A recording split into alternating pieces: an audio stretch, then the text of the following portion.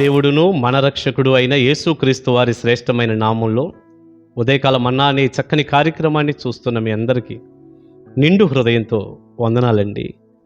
దేవుని మహాకృప మీ అందరికీ కూడా తోడుగా ఉండును గాక. ఎలా ఉన్నారండి? దేవుని కృపలో మీరు మీ కుటుంబాలు క్షేమమే కదా. ధైర్యంగా ఉండండి. ప్రేమ కలిగిన దేవుడు మిమ్మల్ని దీవిస్తాడు. దేవుని వాక్యంలోకి వెళ్ళే ముందు ఒక చక్కని మాట నేను మీకు తెలియచేస్తాను. ప్రియులారా, ఈ రోజున సేవకులు కానీ సేవకురాండ్రు కానీ విశ్వాసులు కానీ యేసు ప్రభువుని నమ్ముకున్న ఎవరైనప్పటికీ యేసయ్యను నమ్ముకున్నారుగా, రక్షణ పొందారుగా, మందిరానికి వస్తున్నారుగా. కానీ ఇలా ప్రభువుని నమ్మి మందిరానికి వస్తూ ఉన్నటువంటి వ్యక్తుల్లోనండి చాలా మందిలో అసంతృప్తి, ఎప్పుడు కూడా ఏదో పోగొట్టుకున్న వారిలాగా, ఏదో కోల్పోయిన వారిలాగా అసంతృప్తిగా ఉండటం, బాధగా ఉండటం, దిగులుగా ఉండటం మనం చాలామందిని చూస్తుంటాం. ఎందుకు వాళ్ళు దిగులుగా ఉంటున్నారు, బాధగా ఉంటున్నారు, ఏదో కోల్పోయినట్టు ఎందుకు నీరసించిపోతున్నారంటే వారికి ఏదో కావాలి, ఏదో జరగాలి. వ్యాపారమో, ఉద్యోగమో, పిల్లల చదువులో, వివాహాలు, లేకపోతే ఇల్లు కొనుక్కోవటమో, పొలాలు కొనుక్కోవటమో, లేకపోతే ఇంకా ఏదో ఆరోగ్యమో, ఏదేదో కావాలి వారికి. కొన్నిసార్లు ఇవి ఎన్నున్నా కూడా తృప్తి ఉండదు. ఇంకా కావాలి పద్దాకలికి అదే, పొద్దస్తమానం అదే, ఏదో కావాలని ఒక ఆశ, ఆలోచన. ఒకటికి రెండున్నా మూడోది కావాలి. ప్రియులారా, ఈ లోకం అశాశ్వతమైందని మనకు తెలిసినా ఏంటో ఈ ఆరాటాలు మనకి అర్థం కాదండి. మన ఎదురుగా ఉన్న వాళ్ళు, ఇంటి పక్క వాళ్ళు, వీళ్ళందరూ వెళ్ళిపోతున్నా, ఇలా చూసిన వాళ్ళు అలా కనుమరుగైపోతున్నట్టు కనపడుతున్నా, బస్సు ఎక్కితే దిగిందాక గ్యారంటీ లేదు అన్నట్టు తెలుస్తున్నా, ఏ వాహనం ఎక్కినా నమ్మకంగా ఇంటికి వస్తాము అన్నటువంటి పరిస్థితులు కనుమరుగైపోయినా మనిషికి మాత్రం ఏంటో ఆశ్చర్యం, పొద్దస్తమానం ఇంకేదో కావాలి, అది లేదు ఇది లేదు, రావాలి, చేయాలి. అవేదో దొరకలేదు, అనుకున్నాయి జరగలేదు, రాలేదు. ఇక ఎప్పుడు దిగులుగా, నీరసంగా, ఏదో పోగొట్టుకున్నట్టు బాధగా ఉండటం. ఒక్క మాట చెప్పను, ఇక్కడ ఇలాంటి వ్యక్తులే గనుక మీరైతే మిమ్మల్ని ఒకే మాట అడుగుతున్న దైవజనుడిగా, మనకి యేసు ప్రభు చాలడా? మీరు ఆగి ఆలోచించండి. యేసయ్య సరిపోలేదా? దేవుడు ఒక్కడే మన వెలితిని నింపలేకపోయాడా? దేవుడు ఉన్నాడు చాలు అని మనం తృప్తి ఎందుకు చెందలేకపోతున్నాం? దేవుడు చాలా తృప్తి లేదు.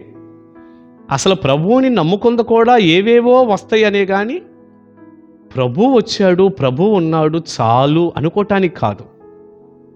ఎంత విచిత్రం ఇది! ప్రభు ఉన్నాడు చాలు, నాకు నిజదేవుడు దొరికాడు చాలు, దేవుని సన్నిధి నేను అనుభవిస్తున్నాను, నా దేవుడు నాతో ఉన్నాడు, ఆయన చిత్తంలో నాకు ఏది ఇస్తాడో అది చాలు, నాకున్న కోరిక కాదు, అసలు ఆయన చిత్తం జరగాలి, నాకు అసలు దేవుడు ఉన్నాడు సరిపోతాడు. ఆసాపు అంటాడు, ఆకాశమందు నీవు తప్ప నాకెవరున్నారయ్యా, నీవు నాకుండగా ఈ లోకంలో ఏదీ నాకు అక్కర్లేదన్నాడు. చాలు, నాకు దేవుడు ఉన్నాడు సరిపోతాడనే తృప్తి లేకపోవటం ప్రియులారా ఎంత విచారకరం అండి. ఈరోజు మందిరాల్లోకి వచ్చిన వారి ముఖాలు కూడా చూస్తే దీనంగా, వెలవెలపోవటం, నీరసంగా, అంటే ఏదో అడిగాను పొందుకోలేకపోయాను, వాళ్ళు పొందుకుంటున్నారు, నాకేమీ లేదు. వీళ్ళ దగ్గరేం భక్తి ఏమి ఉండదు, ఏదో రాలేదన్నటువంటి ఆలోచన మాత్రం ఉంటుంది, ఆశలు మాత్రం ఒక గంపెడు ఉంటాయి. సరిగా మందిరానికి రారు, ప్రార్థన చేయరు, మారు మనసుకు తగిన ఫలాలు ఏమి అక్కడేమి కనపడవు. ఏం చేయాలి? తృప్తి లేదు మనుషులకి. అందుకే ముఖాలన్నీ మాడిపోయి నీరసంగా ప్రియులారు, ఇదే సమయంలో కొంతమందిని మనం గమనిస్తేనండి చాలా తృప్తిగా ఉంటారు. ఒక విచిత్రమైన మాట చెప్పనా, ఈ ముఖాలు మాడిపోయి ఏదో పోగొట్టుకున్నట్టు కోల్పోయినట్టుగా పెట్టుకొని తిరుగుతుంటారే, వాళ్ళకే ఇంకా చాలా దేవుడు చేశాడు. ఇల్లు, వాకిలి, కార్లు, అవి ఉద్యోగాలు అన్నీ ఇచ్చి అన్నీ ఉంటాయి, ఇంకేదో 1-2 రాలేదని ఏడుతుంటారు వీళ్ళు. కానీ కొంతమంది పేదవాళ్ళు ఉంటారు, ఈ ఏడిసే వాళ్ళ దగ్గర ఉన్నది ఏమీ లేదు, పాపం వీళ్ళ దగ్గర ఉండదు. కానీ వీళ్ళు ఉన్న దాంట్లో ఎంత ఆనందంగా ఉంటారో, ఎంత సంతోషంగా ఉంటారో, ప్రభువుని స్తుతిస్తూ ఆనందిస్తూ దేవుని మందిరంలో వాళ్ళు కలకల్లాడుతూ ఉంటారు. ఆడదాకపోతే మంచి ఇల్లు ఉండదు, ఆహారం కూడా తగు మాత్రమే ఉంది, అన్నీ కూడా మామూలుగానే ఉన్నాయి. పట్టు చీర కట్టుకున్నా ఏడుస్తానే ఉందేమో, సూట్ వేసుకున్నా ఏడుస్తానే ఉన్నాడు. 3 అంతస్తుల బిల్డింగు, ఆ ముఖం ఏంటో మనకు అర్థం కాదు. పాపం వీళ్ళకి ఏమీ లేవు. 150 రూపాయలు కాటన్ చీర కట్టుకున్నా కూడా ఆనందంగా ఉంది పాపం ఈ తల్లి. 200 రూపాయల చొక్కా కట్టుకున్నా కూడా ఆయన సంతోషంగా నవ్వుకుంటున్నాడు, హ్యాపీగా. ఎందుకంటే ప్రభువులో ఆనందం. ప్రియబిడ్డ, మళ్ళీ చెప్తున్నా, గుర్తుపెట్టుకోండి ఒక మాట, బయట నుంచి కలిగే ఆనందానికి దేవుడు ఉన్నప్పుడు కలిగే సంతోషానికి ఎంత తేడా. నాకు ప్రభువే చాలు అనుకుంటున్నారు వీళ్ళు.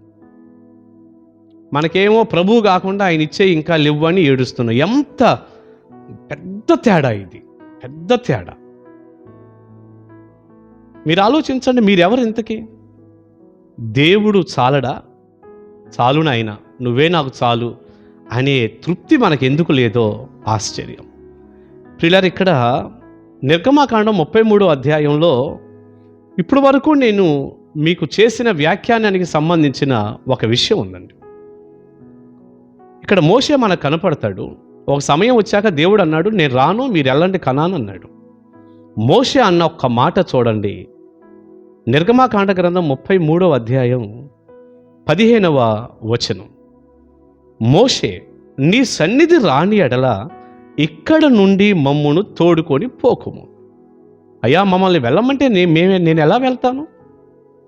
నీ సన్నిధి కావాలి అంటే నువ్వే నాకు కావాలి.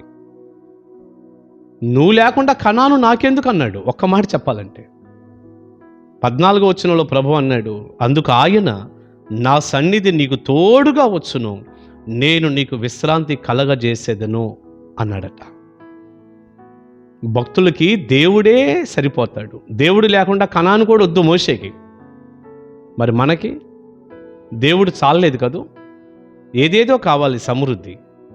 దేవుడు లేకపోయినా కనాను ఉంటే చాలా, కనాను లేకపోయినా దేవుడు ఉంటే చాలా. ఒకసారి ఆగి ఆలోచన చేయండి. దేవుడు మనకి సరిపోతాడు. ఈ తృప్తికరమైన భక్తిలోనికి మనం రాగలిగితే దేవుడు ఎంత సంతోషపడతాడు. అలాంటి వ్యక్తులు కావాలండి దేవునికి. వద్దస్తమానం దేవుడి దగ్గరికి వచ్చి నాకు అది లేదు ఇది లేదు ఏదో చేయలేదని ఏడుపు మొఖాలతో సనిగి గొణిగేవారు ఎందుకండి దేవుడికి? నువ్వు నాకు సరిపోయావు నాయనా అని చెప్పగలిగిన ప్రజలు కావాలి. మీరు అలా చెప్పగలిగినటువంటి తక్కువ శాతం గుంపు ఒకటి ఉంటుంది. ఆ గుంపులో మీరందరూ ఉందురుగాక. దేవుడే సరిపోతాడు. దైవ దీవెన అందరికీ ఉండునుగాక. ప్రార్థన చేసుకుందాం. పరిశుద్ధుడైన తండ్రి, ప్రేమ కలిగిన ప్రభువా, మీకు వందనాలు. విత్తబడిన చక్కని సందేశం మీ పిల్లలకు దీవెనకరంగా చేయండి అయ్యా. మీరే మాకు చాలు. ఇలాంటి ఒక ఆధ్యాత్మికమైనటువంటి లోతైన భక్తిలోనికి మీ పిల్లలందరినీ దీవించండి. ఏదో లేదు, రాలేదు, మీరు చేయలేదని ఏడుస్తూ ఉన్నారేమో, మొఖాల్లో సంతోషం కూడా లేదేమో, ఆత్మ కూడా నలిగిపోయి శరీరం కూడా బలహీనపరచబడుతుందేమో, వాళ్ళందరినీ జ్ఞాపకం చేసుకోండి. అవును కదా, నా దేవుడుంటే నాకు చాలు అన్నటువంటి ఆలోచనకు తీసుకురండి. ప్రభువా, మీరే మాకు చాలు. యేసయ్య నామాని ప్రార్థన మనవులు అడుగుచున్నాను తండ్రి. Amen, amen. God bless you. కలుసుకుందాం ఉదయకాలం అన్నాలో. Praise the lord.